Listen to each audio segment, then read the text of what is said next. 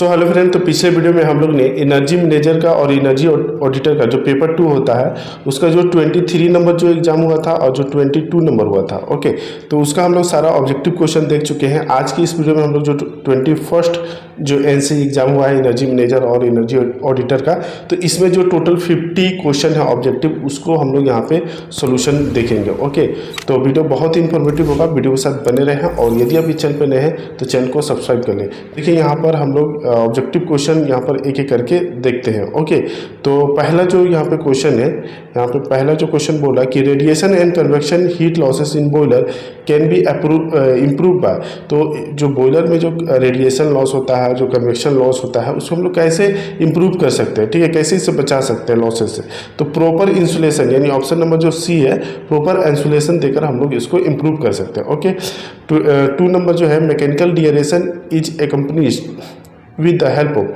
तो मैकेनिकल जो डिएरेशन होता है, डिएरेटर, वो किसके हेल्प के द्वारा होता है? तो वो स्टीम के द्वारा होता है। ओके, नेक्स्ट है 3 number, which property of ceramic coating influence the efficiency increase in furnace. तो बोला इनमें से जो कौन सा जो है प्रॉपर्टी जो सेरामिक कोटिंग के लिए फर्नेस का जो एफिशिएंसी होता है उससे वो इंक्रीज होता है। तो इमिसिविटी जो होता है वो इससे इंक्रीज होता है। ये जो प्रॉपर्टी होता है ये बहुत इंपॉर्टेंट होता है।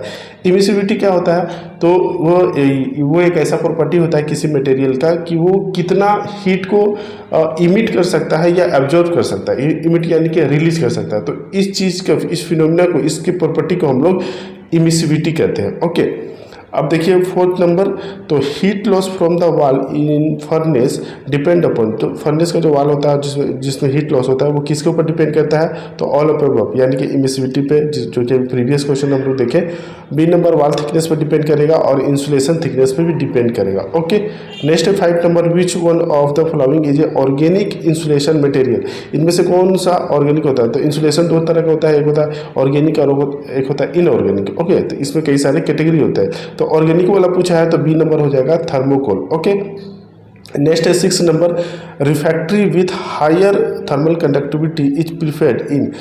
तो ऐसा रिफैक्ट्री जिसका हायर थर्मल कंडक्टिविटी है वो किसके लिए प्रीफर किया जाता है? तो रीजनरेटर के लिए। ओके, 7 नंबर देखिए, इन ABC boiler combustion is carried out at a temperature below S fusion temperature. तो जो कंबशन होता है वो फ्यूल के एस फ्यूजन टेम्परेचर से नीचे होता है, ठीक है, ताकि क्लिंकर वगैरह ना बने। ओके, नेक्स्ट है 8 number, the extraction condensing turbine when compared to back pressure turbine has higher power to heat ratio. ठीक है, जो स्टेक्सन कंडेंसिंग जो टर्बाइन होता है बैक प्रेशर के कंपेरिजन में इसका higher power to heat ratio होता है।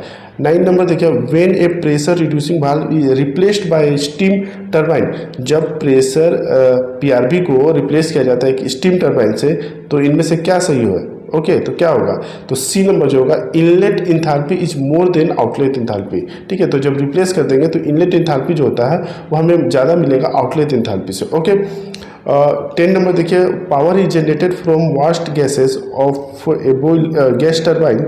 This type of cogeneration is called topping cycle. ठीक है, तो अगर हम कोजेनेशन जो प्लांट होते हैं उसमें अगर पावर पहले प्रेफरेंस दे रहे हैं, पावर अगर बना रहे हैं, तो उसको हम लोग टॉपिंग साइकिल कहते हैं। Okay, pinch analysis generally depict the plot of. तो पिंच एनालिसिस में जो ग्राफ बनता है, जो प्लॉट बनता है, वो किसके बीच में बनता है? तो टेम्परेचर और इंथैल्पी के बीच में बनता है। ओके, 12 नंबर देखिए, tuyeres in is a part of equipment associated with. जो बोल रहा है कि जो ट्यूयर्स होता है वो किसका पार्ट होता है? तो इनमें से किसी का नहीं होता है। जो ट्यूयर्स होता है वो याद रखिए कि जो कोपुला फर्नेस होता है उसका ये पार्ट्स होता है। ओके, तो ऑप्शन में कोपुला नहीं है, इसलिए ये नन ऑफ अबव हो जाएगा। ओके, नेक्स्ट है, if 10% air is intend in a steam system at 5 kg/cm², then the saturation temperature of steam will be. तो अगर 10% एयर जो है वो 5 kg वाले स्टीम सिस्टम में इंट्रेंड कर रहा है तो इसका क्या होगा? ओके, सेचुरेशन टेम्परेचर क्या होगा? तो लेस देन होगा। ठीक है, less than saturation temperature at 5 kg/cm²। Okay, 14 number देखिए, 14 नंबर ये न्यूमेरिकल है, ठीक है। ये आपका डायनेमिक फ्रैक्शन से रिलेटेड है। न्यूमेरिकल को जैसे मैंने प्रीवियस वीडियो में कहा था कि सेपरेट वीडियो को एक ही वीडियो में हम लोग कई सारे न्यूमेरिकल को देखेंगे, ताकि ओनली न्यूमेरिकल पे फोकस किया जाता है। यहाँ पर हम लोग जो ओनली थ्योरेटिकल क्वेश्चन है उसको हम लोग देखते हैं, ठीक है। तो 15 नंबर देखिए, insulation use for temperature more than 350 degree. तो जहाँ पे 350 डिग्री से ज़्यादा टेम्परेचर होगा तो वहाँ पे कौन सा इंसुलेशन होगा, तो कैल्शियम सिलिकेट यूज किया जाता है, okay. 16 number, A power plant which usage A gas turbine first followed by the steam turbine for power generation is called combine cycle, ठीक है। तो जहाँ पर गैस टर्बाइन और उसके साथ साथ आपका स्टीम टर्बाइन यूज होता है उसको हम लोग कंबाइन साइकिल कहते हैं, okay. 17 number, sulphur percentage in furnace oil.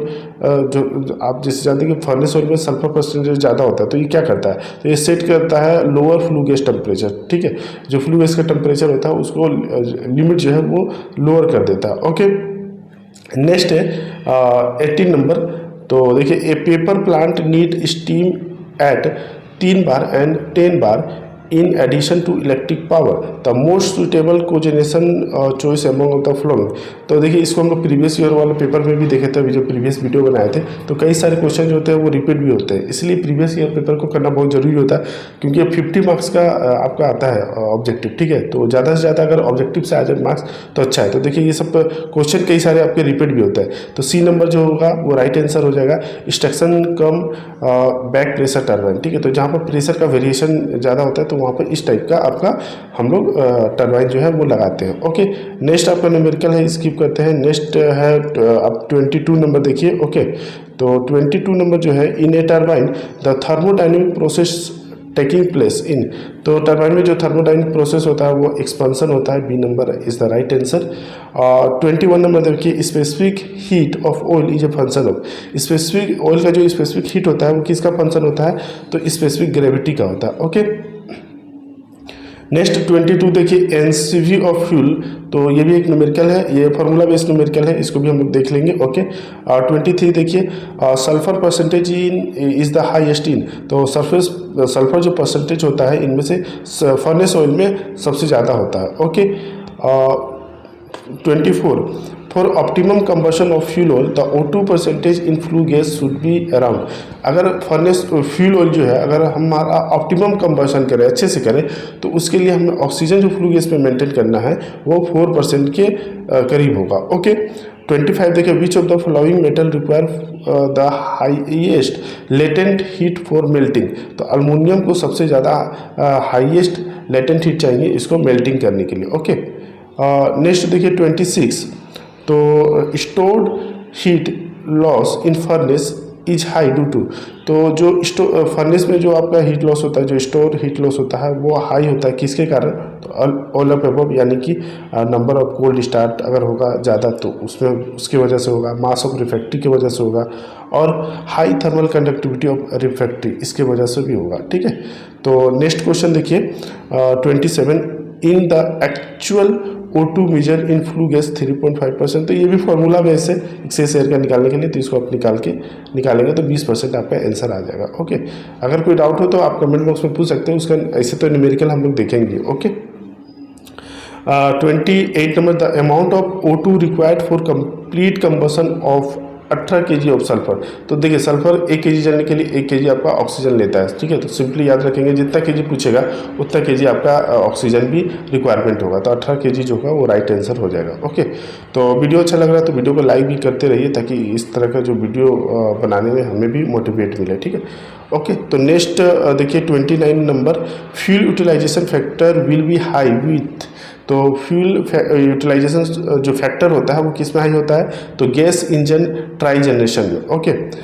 डीएरेटर is a dash type of heat exchanger. तो डीएरेटर जो होता है वो आपका डायरेक्ट कॉन्टैक्ट हीट एक्सचेंजर होता है, इसमें आपका वाटर और स्टीम जो होते हैं वो डायरेक्ट कॉन्टैक्ट में आते हैं, इसलिए इसे डायरेक्ट कॉन्टैक्ट हीट एक्सचेंजर कहा जाता है। नेक्स्ट है 31, expansion loop in steam distribution line are useful. जो एक्सपेंशन लूप होता है स्टीम लाइन में, तो वो क्या करता है, तो to manage the cold start requirement. तो आपका जो कोल्ड स्टार्टअप होता है उसको स्टार्ट करने में मैनेज करता है, ओके, जो एक्सपेंशन लूप होते हैं, ओके। नेक्स्ट है 32, तो 32 नंबर देखिए, the optimum steam pressure required for direct injection of steam for making hot water.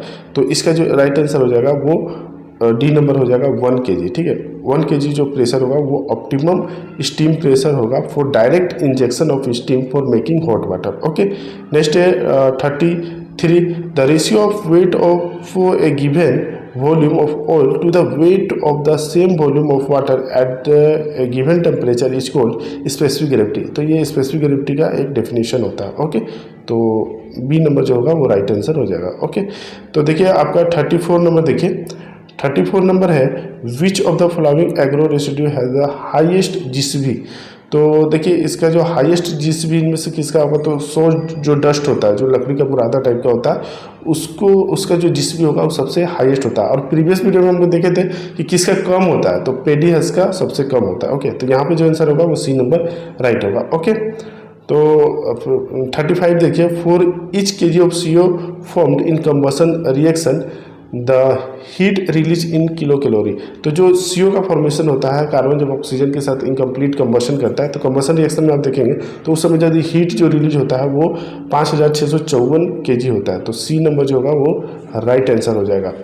Okay, आप देखिए आपका 36 number, the typical evaporation ratio of coal fired boiler with calorific value 4500 kilo calorie per kg. ठीक है, तो एक कोल fired boiler है जिसमें जो फ्यूल यूज हो रहा है उसका जो जीसीबी है वो 4500 किलो कैलोरी है। तो बोला इवापोरेशन रेशियो क्या होगा, तो बी नंबर जो हो जाएगा वो भी आपका जो है 4 से लेके 5.5 के आसपास होगा। ओके, नेक्स्ट है 37, which of the following fuel require lowest excess air. तो ये भी हम लोग देख चुके हैं। तो नेचुरल गैस जो होता है वो सबसे कम एक्सेस एयर लेता है जलने के लिए। ओके, 38 नंबर, अच्छा ये कम एयर लेता है, इसको आप लोग कमेंट बॉक्स में बताइएगा कि जो नेचुरल गैस होता है वही कम एयर सबसे ज़्यादा क्यों नहीं लेता है, ये सब क्यों ज़्यादा लेता है। ठीक है, तो आप बताइएगा ओके कि नेचुरल गैस कम क्यों लेता है, क्योंकि ये भी क्वेश्चन पूछा गया था। ओके, नेक्स्ट है 38 number, which of the following boiler water treatment ensure complete removal of salt. तो इनमें से जो